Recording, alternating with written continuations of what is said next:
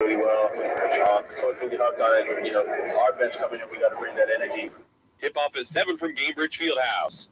Pacers guard T.J. McConnell could be out for the rest of the season. McConnell underwent surgery on torn ligaments in his right hand and will be in a cast for 10 to 12 weeks before being reevaluated. Colts quarterback Kenny Moore is the team's Walter Payton Man of the Year Award nominee. The prestigious award honors a player's off-the-field volunteer and charity work.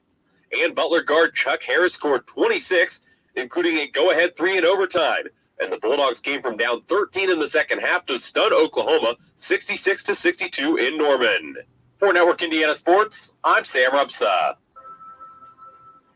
You and your family deserve to get out of the house, and Carlos Bravo and his family are waiting for you at El Camino with fresh hot food just for you. There's no better place to bring the family to celebrate the weekend, a birthday, or just have a great meal of some of the best Mexican food around. And if you're really celebrating, try their new Margarita Towers. Who doesn't love tacos? El Camino's is the best place to eat tacos. And if you're trying to do a little better this year, they have some low-carb options like the keto tacos with chicken or steak in a delicious cheese shell topped with fresh avocado or the equally delicious burrito bowl. Carlos and his family know your family deserves some time out. So head over to 403 South Main Street in Salem. Call ahead at 812-586-0199 for carryout, or dine inside or outside on the patio. There's a full bar and daily food and drink specials. Try El Camino's today for good food that's hot and fresh every time. And the best place in Kentuckiana to eat tacos.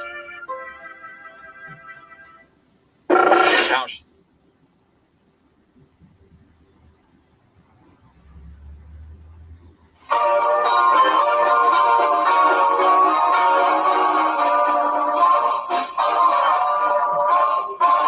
This is a very special day. The breeze took the clouds all away. It swept the sky like a broom and got ready for a very special day. This is a very special time. Show me a hill I can climb. Give me a mountain to move, and I'll prove that it's a very special day. I woke up early this morning with gloom on my head. Had a big feeling to climb back in bed.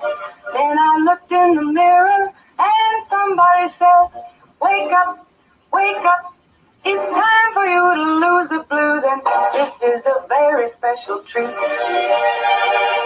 Tell it to everyone you meet, that life is all for living and love is all for giving. So this is a very special day. Tell it to everyone along the way that this is a very special day.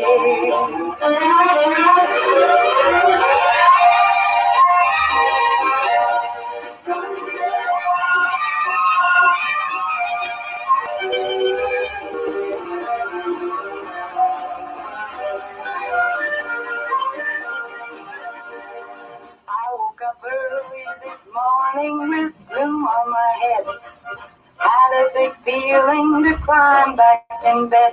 Then I looked in the mirror and somebody said, wake up, wake up. It's time for you to lose the blues, and this is a very special treat. Tell it to everyone you meet, that life is all for living and love is all for giving. So this is a very special day. Tell it to everyone along the way that this is a very special day. Very special day we do have. It's a wonderful Wednesday. That means Education Wednesday. And actually, I'm going to make you my co-host and the guest this morning. We have our superintendent from West Washington, Keith Nance. Good morning, Keith. Good morning. How are you, Becky? Wonderful. Love the snow, don't you? Yeah, it was a nice, pleasant surprise. Last evening, I was walking just around the house, and on the way back, my wife said, "Hey, you think it might snow?" And as soon as we got about halfway back, it started falling, and then by the time we were done with dinner, there was actually some snow-covered grass and road, and definitely makes you feel more in the winter holiday spirit. I love it too. I'm with you 100%. All right, and in the hot seat this morning, Yeah. we have Mr. Ingram with us. Good morning. Good morning. You all right? And fantastic. Happy Wednesday, right? Yeah. I want to thank our sponsors, Walmart, Mediview Healthcare Center, Salem Crossing, Hoosier Upland, Celebrity Home Loans, Skyline Suites, Kentucky County Cat and Core, Dr. Mindy Gunn, Dr. Black's Eye Associates, and Fox Curly Wealth Management. And Dr. Mindy Gunn would tell you, even though we have snow out there and we're going into winter, wear those sunglasses, protect those eyes, okay? Yep. Those shades are important. All right, we're on to the 8th day of December. Today is National Brownie Day. You like brownies? I do. I like them. They're good. Yeah. I had the brownie. I was researching the other day. I'm planning a trip to Chicago over Christmas, and Chicago is where they created brownies. In fact, did not know that. Yeah, didn't either. I knew they're famous for hot dogs, but didn't know they were famous for brownies. Yeah. Oh, that's awesome. Well, you're gonna have to find a place, that maybe has like a famous brownie, Yeah. And then bring them back. Yeah. Bring a dozen back, okay? National Christmas Tree Day. Keep the Christmas tree. We do. We go artificial though, so not the lumberjack out cutting down the tree and hauling it in. Christmas vacation on top of the station wagon or anything. But got it up. We are the type that decorate as we go. So we leave the tent out with the ornaments. And, you pass by, you grab one, you put it on. So it's not a completed project until we get right there before Christmas. I love that. That's wonderful. But that's busy people, right? You got to do what you can do. Yeah. Yeah. What do you do? Do you have yours up? No, we did the Clark Griswold. We did get the station wagon out and cut it down. And, I love that. Nice. yeah, You leave the roots on? Or Yeah, You left the roots on? No, I'm just No, kidding. 'cause they- No, we cut it down, and it's a small one, so Oh, it's I love nice. that. Yeah. Yeah, those are fun, definitely. This is National Lard Day. I don't think we cook as much as we used to with lard. I don't think. No. No. And somehow we're less healthy. Yeah, I know. So maybe we should go back. Maybe lard's the answer. No. This is also Talk in the Ear Day. You know how people used to whisper in the ear? I don't like that. Do you? No. No. And definitely frowned upon in the COVID era. Don't whisper in my ear. Yeah, really, exactly. Well, and I always think that, when somebody, it could be something so simple, like where's the restroom or, or something, but for those that are in the room, it's perceived as something, Oh yeah, secretive. Yeah. and then that's not nice. That's not nice. Well, we're so glad to have you gentlemen with What us. was the old saying? Secrets don't make friends. There you go. I love that. All right, we do have 2-hour delays from Switzerland, Scott County, East Washington, West Washington. Let's see, Greater Clark is actually doing a remote learning, and that's only New Washington schools. Jennings and Crawford and North Harrison are on 2-hour delays. And tonight we have the Red Hot Stove League at 6, Coach's Corner at 7, and IU basketball at Wisconsin at 7. So join for the progress of the coaches show at that time. So exciting for sure. All right, let's jump in and find out. This is Education Wednesday and what's been happening at West Washington, and had a beautiful Thanksgiving, I'm sure. Yeah, Thanksgiving was wonderful. We had a lot of things surrounding Thanksgiving, from the turkey dinner, and then we just last past weekend had our music performances for the holiday season. So that was really neat. Some choirs. We had some new classes this year with learning piano and guitar. And so those folks performed. The kids did an excellent job. Really impressed with how many things they can already play at this point, just after less than one semester of coursework. And then the American Sign Language class was there, and they signed along with some of the songs that the choir sang. So it was a pretty unique event, and Miss Ledgerwood had all the kids prepared musically, and they did a great job. She did a great job. And then Mr. Harkness, who teaches our American Sign Language class, those kids are really knocking it out of the park, learning a pretty unique, valuable skill. There's always, just from the standpoint of having the knowledge to utilize it, but also, the need for translators is pretty high. And then today, most recently, had this snow, and we were prepared to go to school, and we had checked the roads, and there were some places, that you always have to be cautious in our community. Our biggest issue was not having the equipment out for a long time. We had it all prepared yesterday, and then we went out to do some salting and snow removal. and weren't able to get everything prepared on campus. It was really our biggest issue, and so we opted for the delay. People don't think about that as much as they think about the roads getting to and from school. But once we get to school, it's up to us to have for safety purposes and liability purposes, we have to make sure that the parking lots are clear, and then all walkways are salted and clear of ice. So that was really our big hang up today. I know that our maintenance crew is a little disappointed because they take a lot of pride in our campus and our school, and then also getting things ready. So when I talked to them this morning, they were a little discouraged, like they had let us down or something. I said, yeah, we'll live to fight another day. No big deal. Yeah. So we just called the delay, and all the kids will be happy about it. Oh, definitely, definitely, for sure. Well, and I think that, and I'm so glad you bring up the custodians and everybody that gets it. There's so much involved in getting it all ready. And the behind the scenes, a lot of times we don't know that, we don't see that. And it starts very early. Oh, absolutely. Those guys put in long days. Both of our main maintenance guys that are on the day shift also drive school buses. So, they had to get started extra early to get things ready at school, and then get on a bus and run a bus route. I can't say enough about those people. They are, I don't know if they listen, if they're listening now while they're working on the campus, but Chris Gerald is our head of maintenance. He's just an outstanding person, an employee. And Jeremy Cox, very talented, and is his kind of right-hand man. Those guys do a wonderful job. Rock stars. They are We're rock gonna tell stars. them that. Yeah, They are rock stars. definitely. Well, they make it look easy, and then when you walk in a building, you don't realize. I mean, what all they do and how well they make it. We just see it, and we just know it's this way. Yeah, I do think as a community in general, there's a big sense of pride in our campus and our building. I had someone in my neighborhood, I guess, in our country neighborhood, that stopped me and just says, I just got to tell you, I never will drive by there and there's not a blade of grass out of place. That's a really nice compliment.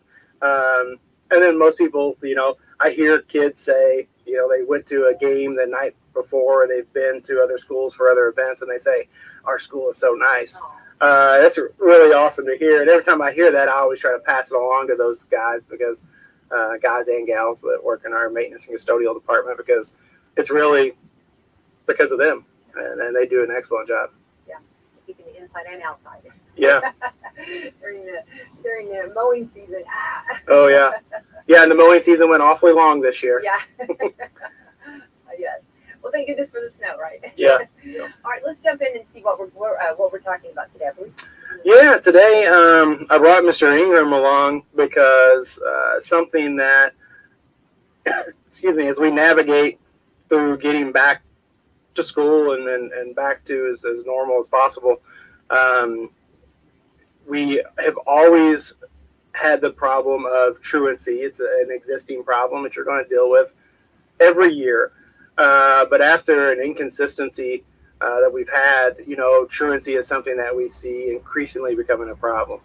And so it's something that we've really tried to target. And so today we're going to talk about attendance and truancy and things that we are doing in order to get kids in school and keep them in school.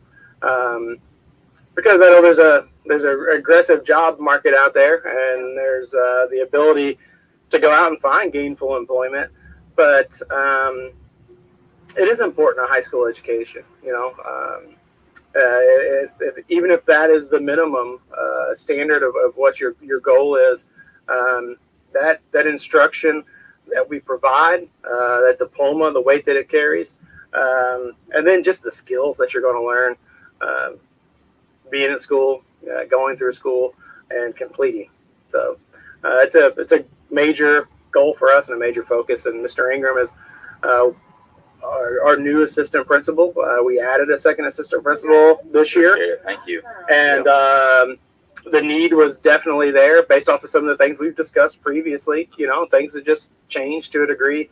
And so the demand is higher, and we need to support our teachers. And the best way to do that is with good administrative support. And so, we went to the board and discussed it with them, and grateful for their support in adding a new position. But this is actually a use of some of the federal CARES money that was given to schools. A portion of it you could use for staffing, and we have until 2024 to expend that money. And so one of the ways we're doing that is with this position. And I think what we'll see moving forward, even after the grant money is gone, is that it's a valuable addition to our school because of the support it does give teachers and students alike. So we know what truancy means, but explain when does that step in? When does it become, or explain a little more details of how, I guess, the behind the scenes of about truancy. Well, as far as truancy goes, it's kind of like our policy is once they get to that certain threshold, then we make the call home and, alert them that there's an issue here. And then from there, we try to visit the home or send somebody out, which I know all 3 county schools now have SROs on staff. So a lot of times we'll send our SRO out and he'll make a home visit and just see if there's any issues. And, God forbid, like I said, it gets to a certain point, then we have to get other services involved. But most of the time for us, it's unexcused absences. So if a kid just does not show up to school with no announcement, no notification, and they get to that certain threshold, then that's when we start looking at bringing the parents in, contacting parents. So as far as truancy goes, generally speaking, we get to a certain number and we start that process. And there is a threshold for the state, and it's whether it's excused or unexcused.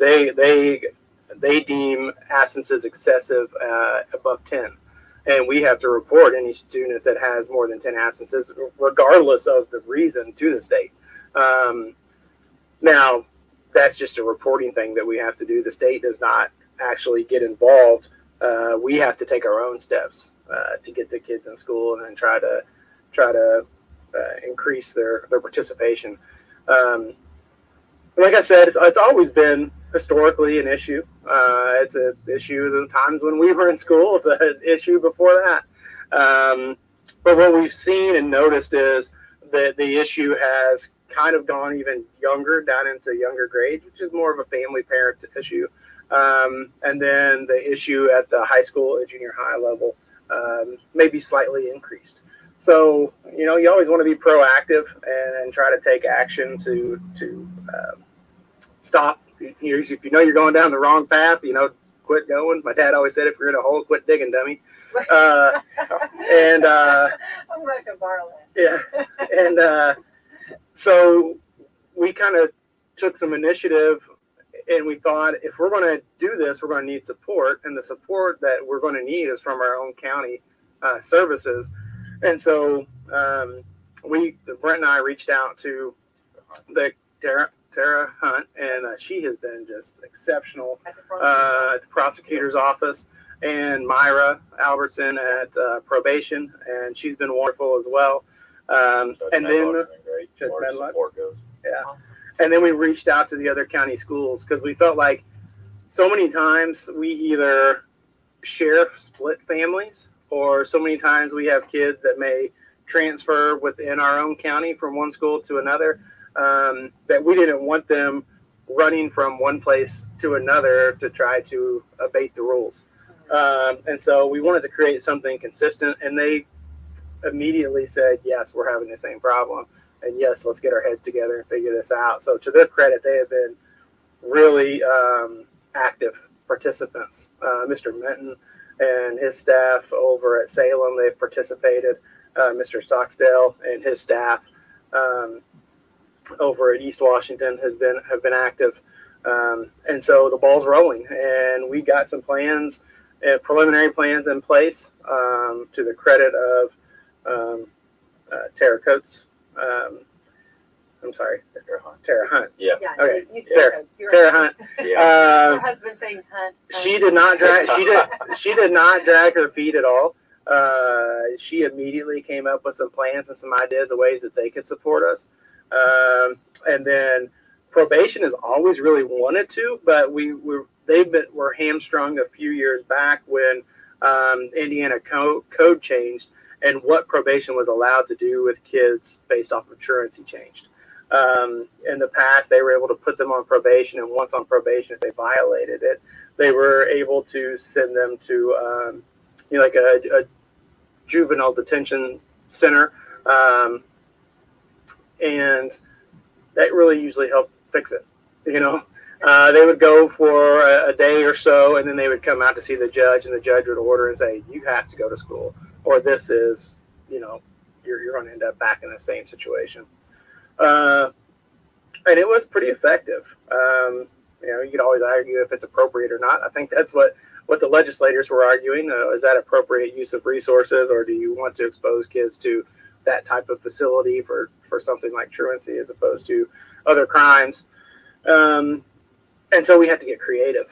And so I'll let Mr. Ingram kind of jump in and share some of the ideas that have kind of going around, swirling around the county schools and those county organizations that are supporting us. Yeah, no, it was actually, I shouldn't say it was cool, but it was nice to hear that when we did reach out to the other county schools that they were having the same issues as us. It wasn't just a West Washington problem. So reaching out to them and a few other administrators at different schools, I think across the state, you're seeing an uptick in truancy and students out of school. Like Mr. Nance said, with the elementary kids, that's a little bit more alarming when you have an elementary, or you have 20, 25 elementary kids that have missed 30 days. And sometimes that's 10 consecutive days. So you think about a kid and their welfare, it's just alarming to us. And like I said, across the county, we reached out to them and they had the same issues. And I know we're all competitive, but it was nice to get into an office and sit down with everybody and discuss some, solutions to the problems that we are having. So we've actually met twice, the superintendents, assistant principals, just a bunch of different positions in the same room, talking about what we can do. The first one was kind of coming up with a truancy. What is truancy across the board? Because like we said, a lot of times you have a kid that will start at Salem, he'll move to Eastern, and by the end of the year, he's at West Washington or he's back at Salem. So coming up with something that when we present this to the judge, we have, this is what's going on. This is the template that all 3 county schools are using.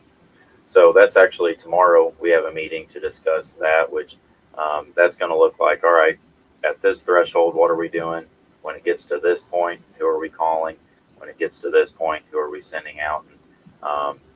We're looking at hopefully starting in January, reserving a date with the prosecutor's office, basically for kind of your worst of your worst to start, the kids that just have missed a whole lot of days with not much notice, and the parents haven't really contacted us. So we'll send them to the prosecutor's office, and we're going to get that ball rolling. And like I said, Ms. Hunt, she's been great as far as giving us ideas on what we can do. Judge Medlock, he more or less told her as far as, do what we have to do, and he's been very supportive, which is nice.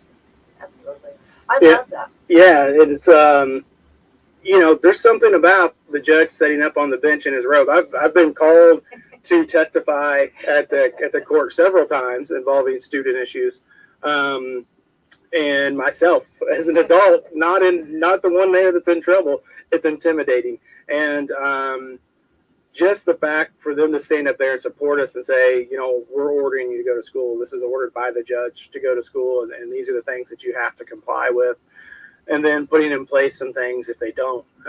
Again, we talked about before, there was some detention for the most extreme offenders. In this case, yeah, they've actually dismissed quite a few of the detention centers. So there used to be, I think, one in Clark County, one in Floyd, about 5 or 6 in the southern portion of the state. Now we have one in Franklin. And so like Mr. Nance was saying, you send a kid up there, send him in front of the judge, that pretty much clears the problem up. But unfortunately, with state legislation and rules and codes and stuff, that's not what we're doing now. So it's more of a county problem. And let's see, not a county problem, but what can our county do now versus the state? And so they talked about the ability to maybe order community service that could be done at the school on campus by the students if they violate the terms and conditions set forth upon them. And so they're talking about one day a month at 3:30 having the court available just for our schools and those kids, so that they could intervene and be more proactive. And a part of this is trying to look down the road and fix problems before they become bigger problems. A lot of times disciplinary action with kids is meant to be corrective. It's not just punitive. And the same thing applies here. Correcting this behavior or bad habit, if you will, of not showing up on time or not being in attendance, obviously affects your future as an adult if you can't get that straightened out. There's always going to be an expectation of that somewhere. And if you can't live up to that expectation, a lot of times that's the minimal expectation of an employer or someone else. And so, this isn't just meant to, hey, we're upset this kid isn't coming, we want to see them punished. This is about correcting the behavior and learning that attendance is important. Punctuality is important. If we've heard anything from our business partners, it is, do all you can to teach soft skills. And probably the base level of soft skills is punctuality and attendance. Yeah. I know. Yeah, and the soft skills, yes. I mean, I had to learn what we were talking about on that, and showing up and just, those are things that. And then when you are in attendance, we can teach you the other soft skills, whether that's communication, looking someone in the eye, a good handshake, working in groups, being able to handle a collaborative environment. All those things that, not just employers, they're just terrific skills to have as an adult. It's hard to live a fulfilled, happy life if your life isn't in some form of order. And, like I said, the base foundation of that is showing up and being on time. I think this is so good that you brought this this morning on the table here, and I hope everybody's listening. I think this is great for our listeners to know, because a lot of times we just don't understand and we don't know what all's going on. You know what I mean? And of course, do you feel like this has gotten worse since the COVID, or do you feel like this is anything? I'm asking. I don't know on this. Do you feel like it's gotten worse, or is this just the same things we've seen before? We're just now realizing that we've got to get this under control. Yeah, I think Frank can definitely hit on the numbers, but like any problems we've had, COVID has just magnified them, or exponentially increased the issue. They were existing problems before, but now you see them with maybe it's 2 times more than you saw it previously. But Brent deals with this every day, so he can speak more. Yeah, I think, like I said, it was always a problem that was evident. Kids have always skipped school. Now it's just with kind of the COVID era and coming out of that COVID era, you had people or students, families, whatever, taking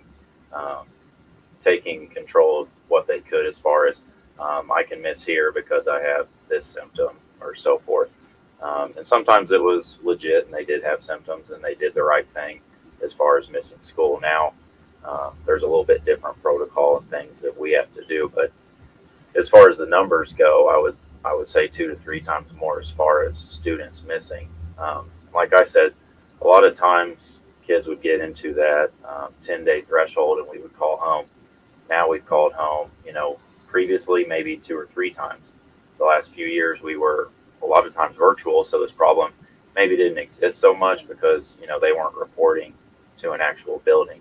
4 or 5 years ago, I would say maybe you had 10 or 12 kids that hit that threshold and you had to call home. I would say now we've called home 40, 50 times on multiple kids. And like I said, with COVID and coming out of it, there's still some stuff there, but I think that coming back to school, being here full time, kids are a little bit reluctant. We've seen some struggles on the social, emotional learning side of it, kids not wanting to show up to school. Just the portion of work, as far as we've talked about it, what makes a good day of school. There's something to be said about being in person in a building every single day where, like Mr. Nance was saying, you can learn those soft skills that, sitting in front of a computer doing virtual work, it just doesn't teach to that. So I do think that this year we've seen a huge uptick. I hope next year, like I said, with meeting with the prosecutors and the other schools, we start to see a decline, which I think we will. At least we're being proactive about it. That's what we were saying, that we can sit here and complain about it, but that's not getting anything done. So we met with the schools, and it's been proactive so far. Like I said, I think moving forward with the support that we've had, I think we'll start to see a large decline in the numbers. And I hope, and I've said this, and Keith, we've talked about this so many times. We want parents to buy in, parents to get involved and be a part, from the beginning to the, till their career is over in school, you know what I mean? Yep. And on in, you don't ever stop being a parent.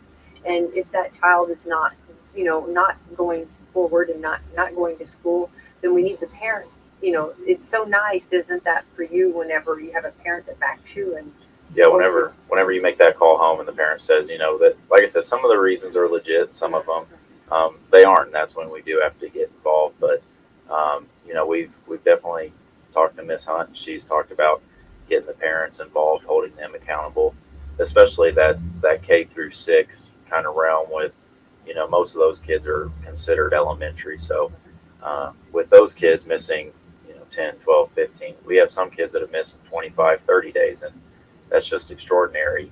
That kid maybe can't get himself on the bus. So at that point, you have to kind of hold the parent accountable, and bringing them in front of the judge is probably going to scare them enough to say, hey, yeah, I will get my kid to school.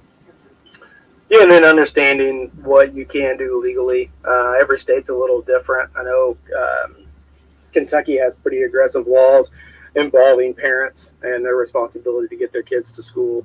In our case, in the state of Indiana, you could be charged with a Class B misdemeanor, and obviously that's not the worst crime you could be charged with, but most people would like to avoid those things in general. And so I think that could be very effective as well, as when we're dealing with young kids, the communication between the prosecutor's office and parents saying, this is why it's important, and we would explain why it's important, and they can explain what potentially could happen as a parent if you're not actively working in partnership with the school to get your kids there. And the idea again of the value of a day's education, I think that we learned that you can miss school and you can still deliver content. You can still pass on knowledge, but that's not really what teaching is. You could find that anywhere. I could find it on my phone. I could sit here and answer 1,000 questions just by researching and looking it up and find good quality information. But applying that knowledge is what education has really become. The application of, yes, I understand this concept, but how can I apply it and utilize it as what the teacher does now? And especially with younger kids, there are big gaps in their learning, which is measurable. It is something that we'll produce for the court as well, which is this kid was progressing at this rate previously. This attendance issue has had an impact on their growth, and here's an example why and how. So I think it's important. It's important for us to deal with it head on, and I'm really happy that we've added Mr. Ingram to the administrative staff, and it'd be really overwhelming for our new high school principal, Ms. Gerges, and Mr. Mills, who's our assistant principal, to have to take that on all themselves, because not only are we dealing with the behavior of truancy, which it is a behavior, we're also dealing with other behavior things, and we're trying to be proactive with things, and I really feel like we're turning a corner in a lot of ways. And again, that's why it's so important to be in school as much as possible. And we discussed this last time with how we're making all these decisions based on COVID. Everyone's getting very fatigued with the rules and everything else. But we're just making an extreme effort to keep kids in school. Yeah, but I want to say thank you, I mean, to everyone in the room here, both of you, because this is our youth. These are our children. This is our future, and somebody has to be an advocate. Somebody has to make sure that, that they stay on the right path. And whether it's, a mother nagging in their ear, get your socks on, get your shoes on, get to school. You know what I mean? Yeah. No, I mean, Yeah, you're right. yeah, and you know what I mean, or somebody else saying, hey, this is, this is not acceptable, and that's something that I'm very proud of you two and everybody involved in staying with it, because these children deserve this, and every one of us, I mean, I remember like when I was little laying in bed, if I hadn't got up, my good mom and dad, Yep. hadn't said, get up, get ready, let's go to school, you know what I mean? Yeah. And if you don't have that, I mean, these children need this, I mean, they need that motivation. And even if you're 18, Yeah. you know what I mean? I remember, I mean, every morning, waking my girls up with a song and, getting pillows thrown at me, get out of here, but, you know what I mean? But it was, you know what I mean? And, Yeah. I mean, they call it pure torture, you know what I mean? Yeah. And there are a lot of real success stories in the past too, where when you turn the corner with a kid that has had poor attendance and they start to get consistent, you also see a change in them, in their own commitment and their own almost happiness. Yeah. Absolutely. It's just breaking that habit. Mhm.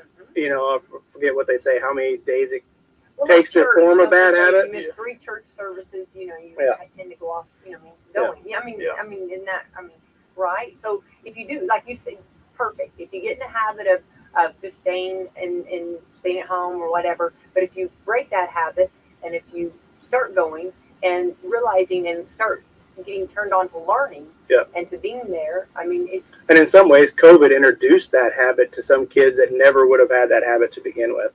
And so, it's affected society as a whole, but certainly school is just a microcosm of society in general, the way we interact with each other. I will say that the school, though, is also a great example of society from the standpoint of a mix of people from various backgrounds getting together and,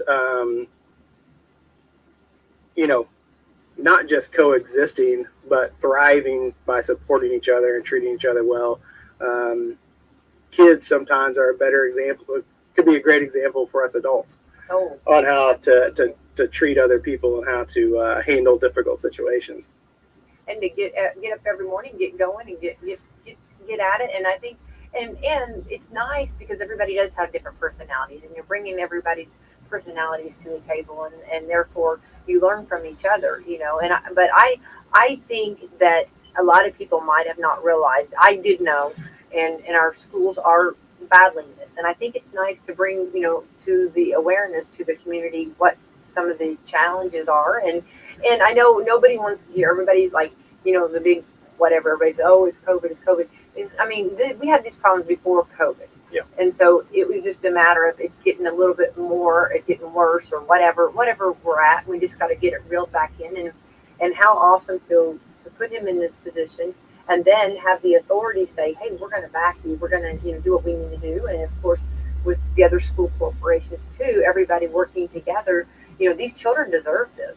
Yeah. And what a wonderful voice for you to be, Mr. Ingram, to this. Well, it's kind of like I said, it's great that the county's getting behind us, because if you have a kid that misses 10 days and I tell him, all right, you have OSS for 5 days, that kind of defeats the purpose of kicking a kid out.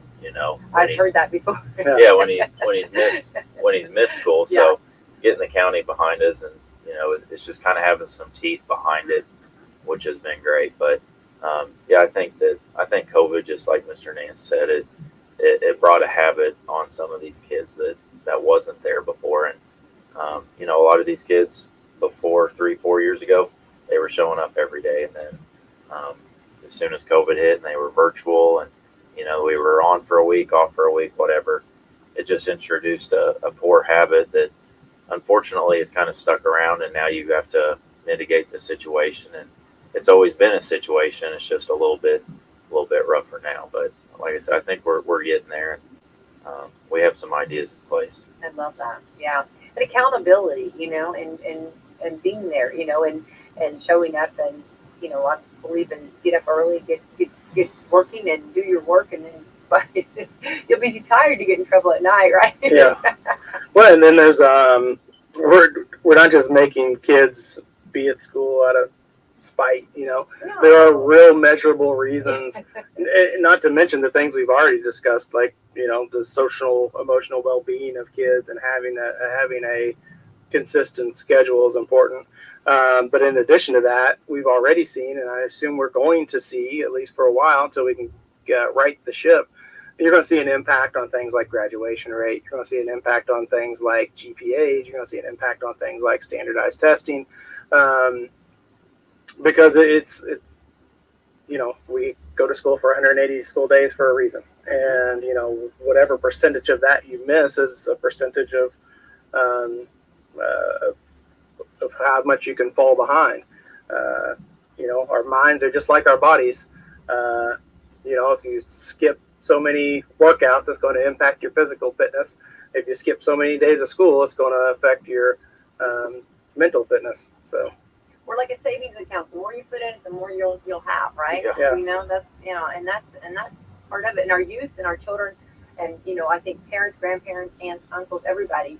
It takes a village. Everybody, and it takes the parents, at home, or whoever at home, getting them ready and getting them to the bus or getting them to school, and then of course then our educators kick in, and of course you guys making sure all this is possible. I don't think sometimes we realize what all goes on.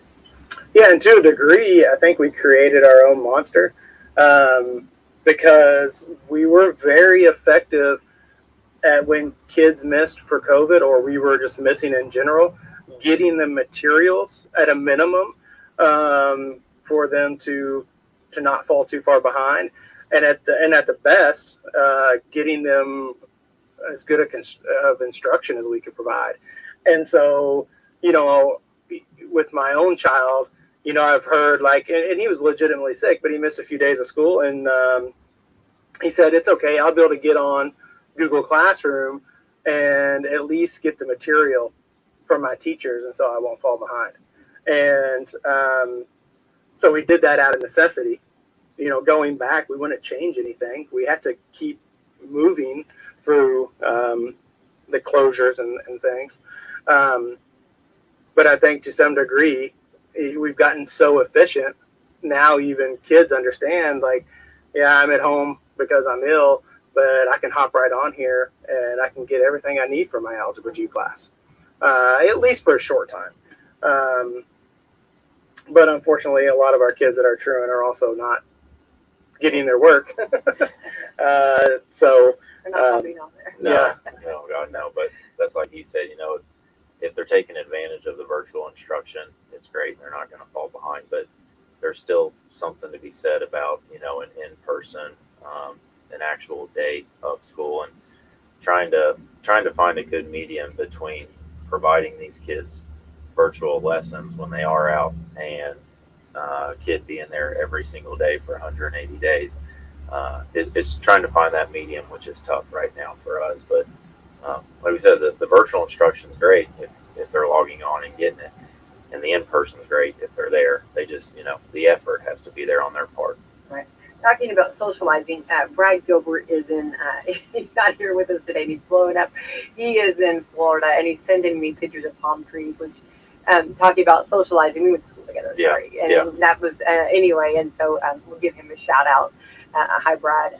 Anyway, he's listening and singing palm trees. So, are you sending back the pictures of snow? Snow. I'm going. Yeah, I'm going to go out and I'm going to take all the snow, and might even try to throw a snowball at him. But anyway, but it is important, and getting out and getting and being that person and socializing, and these are qualities that are forming and making those children that we want to someday go out and go into the world and be the best they can be, and there might be that person that encourages them, that says, someone, I got a little bit, just like a senior, maybe like sometimes needs that little bit of a to remind them, look how, this is your senior year, we need to get this done and this done before graduation.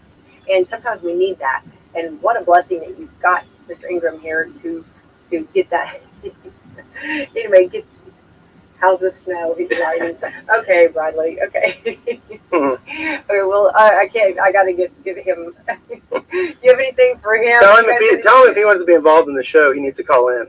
Yeah, and he might do Yeah. that. Although I don't want to hear from the palm trees of in Florida. But anyway, He'll send us sounds of the surf. I can't wait till when he gets back in and gets in some of the snow. But anyway, but it is important, and we know that we love that the school corporation, West Washington School Corporation, and everybody realizes that you're being proactive. And now that's something too, is that when you have a problem, something I'm a huge advocate and believer of is what are we going to do about it? You know what I mean? And it sounds like you've got some wonderful in place, and you've talked to the right people, and we can begin moving forward with this. Yeah, I mean, just making a call home and not getting mom and dad, calling grandma, grandpa to get on to mom and dad to get grandson, granddaughter to school.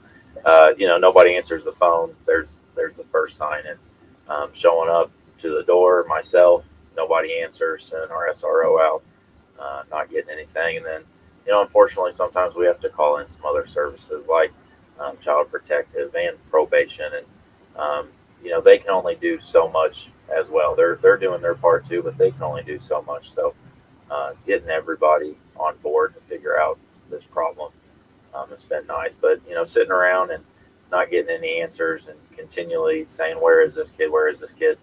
I think for us, it just got to the point where it was like, all right, talking about it, complaining about it, we're not getting anything done. Let's reach out. Let's see what we can do. And like I said, the other schools, they're dealing with it. Not just this county; it's every county that is dealing with it. So hearing them say, like I said, that all right, yeah, we're having the same issues too. That was kind of nice to hear. It's not a nice problem, but it is nice to hear that West Washington wasn't the only one going through this. So, we have things in place that we're trying to do, and it's nice. I think that's been a battle. I think that every school's had a lot of the similarities, and the uniqueness is not just to one school. And I think as far as also, we talked about disciplining and trying to make sure that, they've had maybe a year and a half or 2 years almost of not socializing and then going back into a social, keeping your hands to yourself, how important, or, just, issues. And I think most people or most school corporations have had that. Yeah, and I think that people in education, and certainly I can speak for myself, I'm tired of hearing due to COVID also. I know. But where we are is where we are, and we can only address the issues. We could always speculate what caused the issues, but it's pretty apparent what the issues are, and we're going to address them. And that's just all there is to it. You can't ignore them. You can't gloss over them. You can't just move on. And it's like the military. You can't leave anyone behind. This is public education. We have to make sure we do the best for every child. And even when they're not always fulfilling their part of the obligation, you have to drag them along. And that's where we are with just a higher number of those people. And so we're going to do whatever we have to do to, whether it's a swift kick in the behind or pulling them along or a nurturing hand, we're going to do whatever we have to do to get things back on track. I love that. And if you remember, whenever, when everything was closed down, and I know everybody's over it, and I get it, and you've said it, and I've said it, and Mr. Hinger, I'm sure you feel the same way. But let's go back, they said that there was going to be issues whenever it did go back. They didn't know the issues, but they knew that, there's a lot going on here, and then all of a sudden then you go a different route as far as going back into school, and we know that that's the ultimate. That's where a child should be, and that's where a parent or a teacher wants to be with their children. So it is what it is. But we knew that there was going to be some bumps, but we didn't necessarily know what all bumps. But we knew there were going to be bumps, and I think that that's something you have to kind of just remember where we're at and take that in consideration. But also, I think that everybody's doing wonderful. I think everybody's doing a great job, and hats off to everyone in education. And I think the eye opener, if nothing, for a lot of parents, right? Yeah. Well, and all of us that are in the trenches together, we know what everyone's going through. And, I keep encouraging everyone, this is hard. I mean, it's a hard job in general. It's a much harder job now. Lean on each other. When you need support, ask for support. We've tried to bring in support, like by hiring someone like Mr. Ingram. But I think once we get so many steps away from this, I don't know when that date will come, but we're going to look back and we're going to see educators as some unsung heroes. And I think a lot of people have that feeling, but I think it's going to be even to a greater degree, because I just respect what they've done through difficult times. We've asked them to do a lot of different things. We've asked them to change. Looking back, last week we were discussing preparation for snow days and if we had a virtual day. What should that look like? Well, we've had a lot of trial and error in the last 2 years of what's best practices. And so we've asked the teachers, one time we were closed, we asked them to do one thing, and we've learned that some of it didn't work. And so then we had to go again and say, okay, we're going to change this. And that's a frustrating thing for a teacher. But for the most part, people have been understanding, and they've been troopers, and they've done what needs to be done. But it's been learning for every one of us. Yeah. And sometimes you learn the hard way when you fall on your face. But, it's all about getting up and moving forward. So, we've made some changes that we think are going to be beneficial if we ever are virtual again. And we're anticipating our virtual situation to be based off of weather, which is always short term, and not COVID. That's our plan. So, and we're going to be positive about that, because if not, you can definitely get down over it. So absolutely.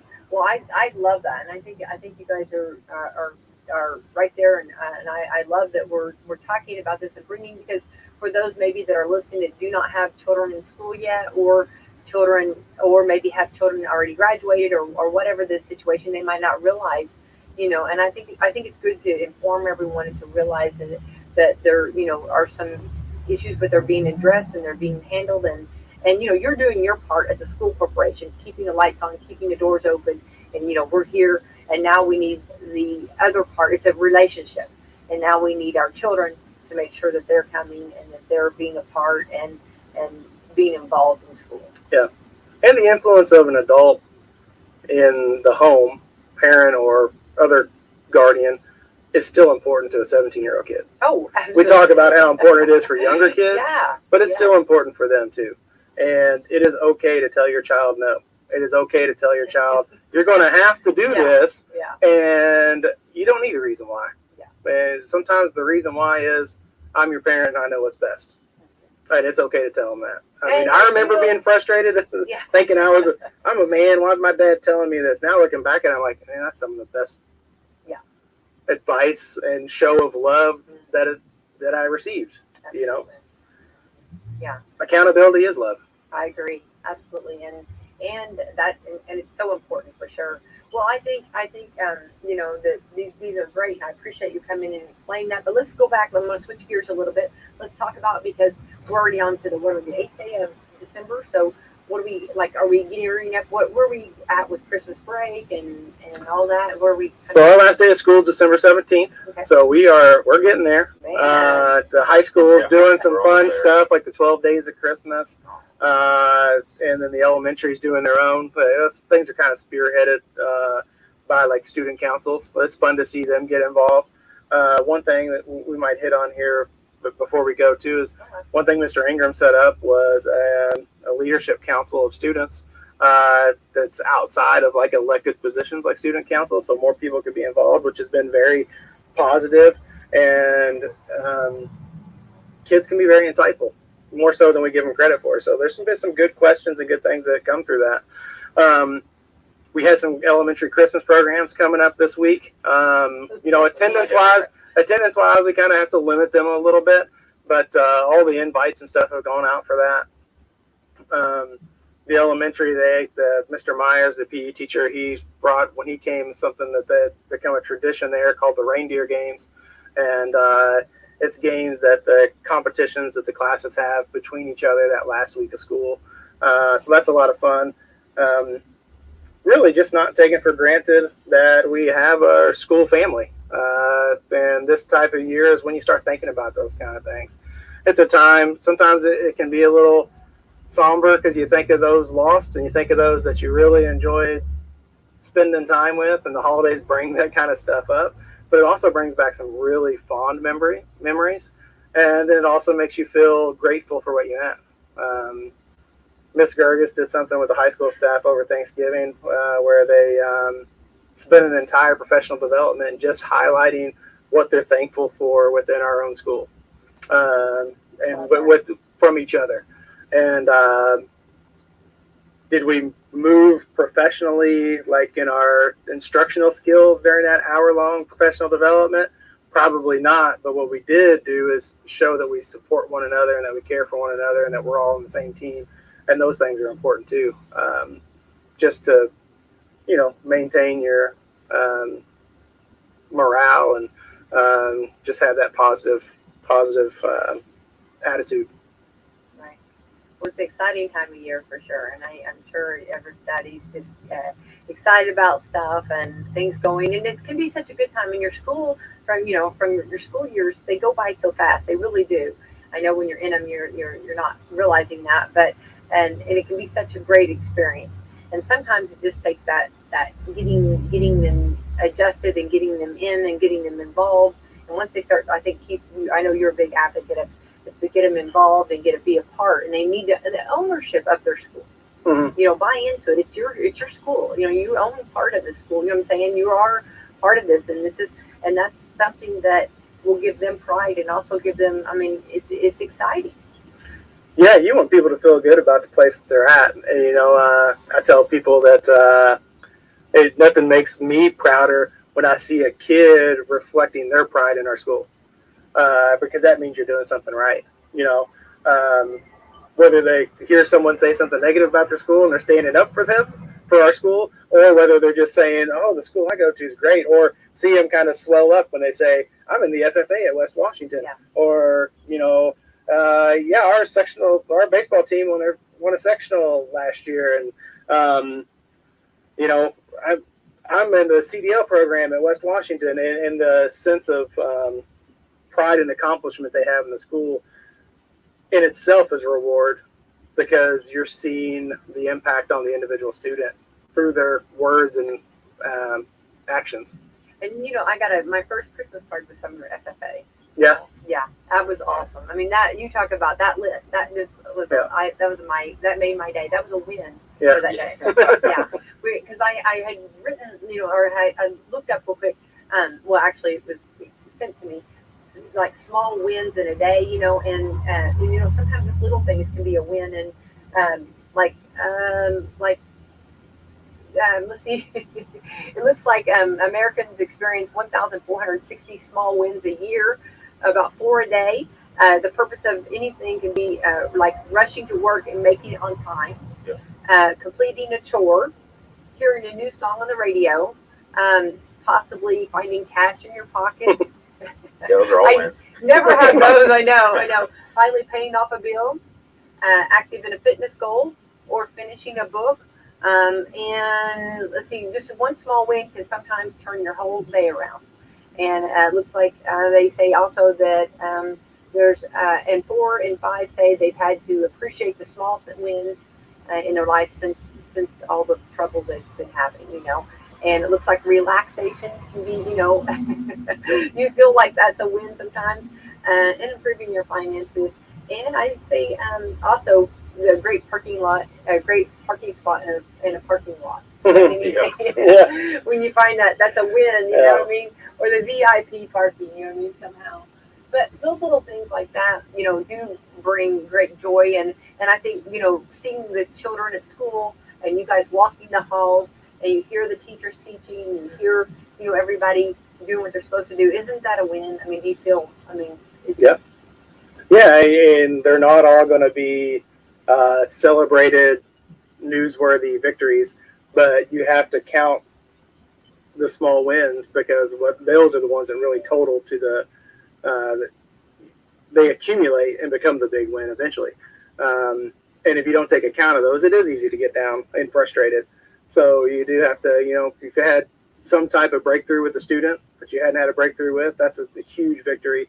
And that's one of the things, like the professional development they had in the high school, is sharing those with each other. Because a lot of times we are focusing on the problems and saying, how are we going to fix problems? And if you live your whole world in problems, it can beat you up a little bit. So also the conversations to say, hey, I have this student and I finally had this breakthrough, and sharing that with someone else. Because saying it out loud makes it reality. You don't keep your wins to yourself. Celebrate them with those people you care about. And one thing our staff is really good at is, the teacher might be having a problem with a student, and they go to another teacher, and the teacher says, this is how I got through to them. Share those experiences is how you also learn how to deal with some difficult situations. Well, I predict, and I'm going to say this openly, publicly, and I hope that it's someone documenting this, that you're going to have a day, Mr. Ingram, you're going to be somewhere, and there's going to be a student who's graduated, who's an adult, who's going to say thank you for what you did. Okay. Hopefully so. I think that so. would be nice. I think they're just going to say thank you for believing in me and making sure and getting me on the right path. Oh yeah, for sure. I think that's going to be. And they happen at the weirdest times. Yeah. It'll happen at Walmart. Yeah. It will. Yes. Yeah. And Not at the school. It'll happen in a public place. No, it sure will. Exactly. And your mind will be somewhere else. No, some student will walk up, and then that'll be your win for the day. Yeah. That'll be a big win. Yeah. For sure. Well, gentlemen, thank you so much for coming in, and I'm so happy about this. And I think that I didn't know the plan of action. I knew there was issues. Every school's been having that. But I love to hear the plan of action. I love our authorities that are saying, hey, we're going to get behind this. This is our youth. These are our children. And, and we have to go to bat for them, and they're worth it for sure. And every child matters for sure. And that is just one more case of showing that. So keep up the great work, and want to wish you guys, I don't know if we'll see each other before Christmas. Merry Christmas. Yeah, Merry Christmas to you too. So what's that one Christmas dessert, you guys? What will be that one thing that'll completely just throw you for a loop that you'll have to have? Mine's dirt pudding. Ooh. Oh, really? Mm. Keith? I don't know. You've done so good. My mom makes really good homemade cookies. Usually a Christmas cookie situation. Cookies. And it's usually like when you're making them and decorating them is when you really overindulge. Oh. It's not like once they're made and they're all set out. It's while you're making them, you're like sneaking a little taste of the icing. You're eating a cookie as soon as it comes out of the oven warm. And next thing you know, you put away 6, 8, 10 cookies or so. Yeah. And you're laying in bed going, oh, what did I do? And then you're counting in your head, oh, it was the 6th cookie that got me. I've been there, done that. Yeah, and you can't beat them. Yeah, I have to say I love that too. I think there's so many great traditions and so many great Christmas cookies. I think a George Strait song. I sure do like those Christmas cookies. I don't think that song's about cookies. No, I might be. But in my mind, I'll make a cookie. It makes me want a cookie for sure. But anyway. We've been listening to a lot of Dolly Parton Christmas in my house. I love Dolly Parton Christmas. Yeah. I love that. Dolly Parton's my wife's hero, so she's a not? fixture in our house. I'm with you 100%. I say what a great role model. I'm a huge Dolly Parton fan too. So, do you have a special Christmas song, anybody? I'm out on that one. I'm not a Christmas music guy. Oh, you're not going to break out a song for us? Okay, so you won't be caroling for us? No. Well, the entire Dolly and Kenny album. No. It's good from start to finish. I got it on vinyl, so I get it out. Hot cocoa and a record player, and that's a win. That's a nice Sunday morning. That's a win. There you go. That is a win. I would feel very happy with that. And I love vinyl for sure. Love that. Well, gentlemen, have a very Merry Christmas. Keep up the great work, and thanks for keeping us informed. And Keith, it sounds like you've hired the right man for the right job, and you're making progress, and love that. Love that. And I appreciate you bringing in other schools and getting, talking to the people and going to bat for our children. That's awesome. Appreciate it. Yeah, thank you so much. You guys have a very Merry Christmas. I'd like to thank our sponsors this morning: Walmart, Meadowview Healthcare Center, Salem Crossing, Hoosier Upland Celebrity Homes, Skyline Suites, Kentuckiana Cat and Court, Dr. Mindy Gunn, Dr. Black's Eye Associates, Fox Curly Wealth Management. So Mr. Nance and Mr. Ingram from West Washington School Corporation, a beautiful school corporation, and we did have a 2-hour delay, so it's about time to get those children and start wrangling them in, and the school buses to start rolling in. And hats off to the bus drivers out there, right? Yeah, for I sure. mean, Yeah. shout out to them too. You talk about rock stars there too. So thank you, gentlemen, for coming in. Have a great Wednesday.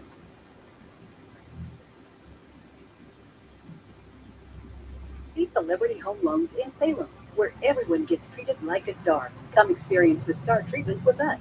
You'll never go back to the ordinary home loan experience again. Stop in today and see Dennis Baxter, branch manager of the Salem office, to start working on a new home loan or refinancing today. They've served nearly 50,000 families with over $15 billion in loans. Stop in and see Dennis and his staff. They're ready to work with you today.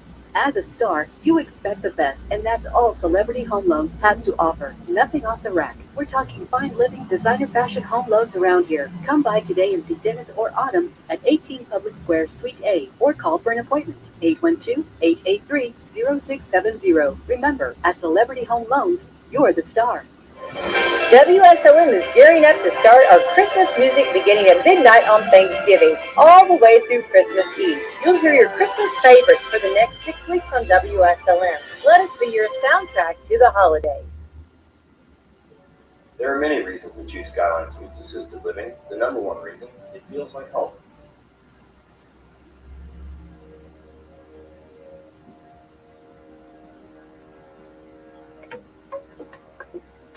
Moving daily, that common sense is a superpower. American heroes, Rick and Bubba. 6 minutes past the hour of the Rick and Bubba Show. Speedy, the real Greg Burgess, Helmsy, Eddie Van Adler, all here.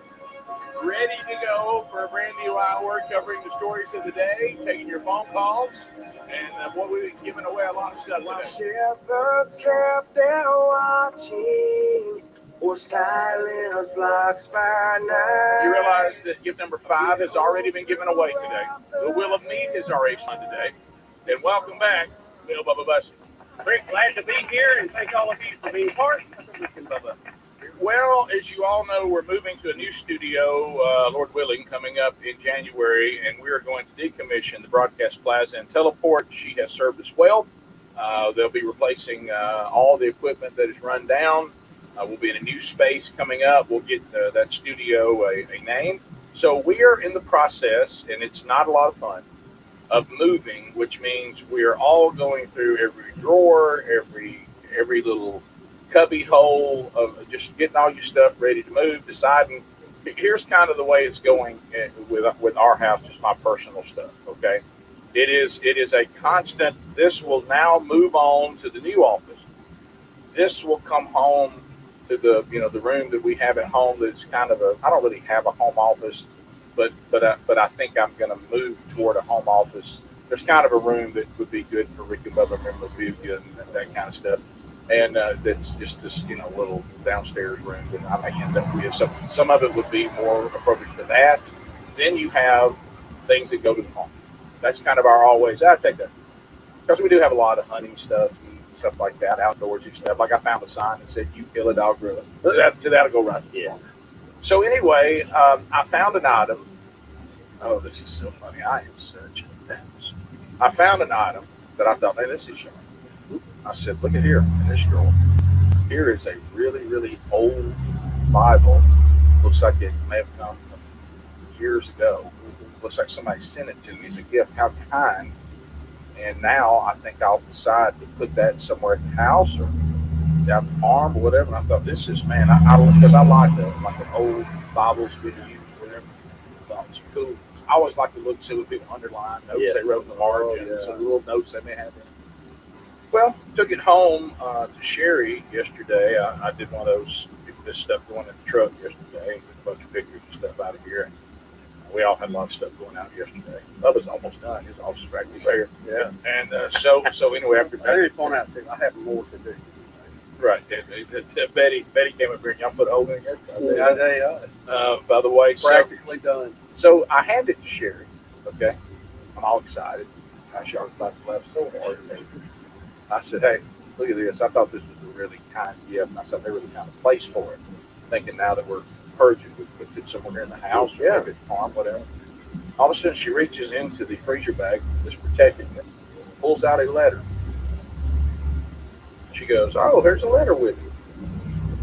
You got me to read it. Yes. So you had not even touched it. You don't even know what this letter says. No, I don't. Wish I had. 2013, 2012. 10 years ago. Dear Rick and Bubba. Dear Rick and Bubba. We don't know each other personally. I'm just one of your many fans. I have a very old Bible that I hope you will be able to help me with. 8 years ago, and this has been 12, so 8 years prior to that, or so ago, my husband and I bought a used camper/mobile home that was built in the 50s to use at our hunting camp. I believe that home was originally on a lake in the Clanton area, then moved to Greenville, Alabama, where we bought it and used it.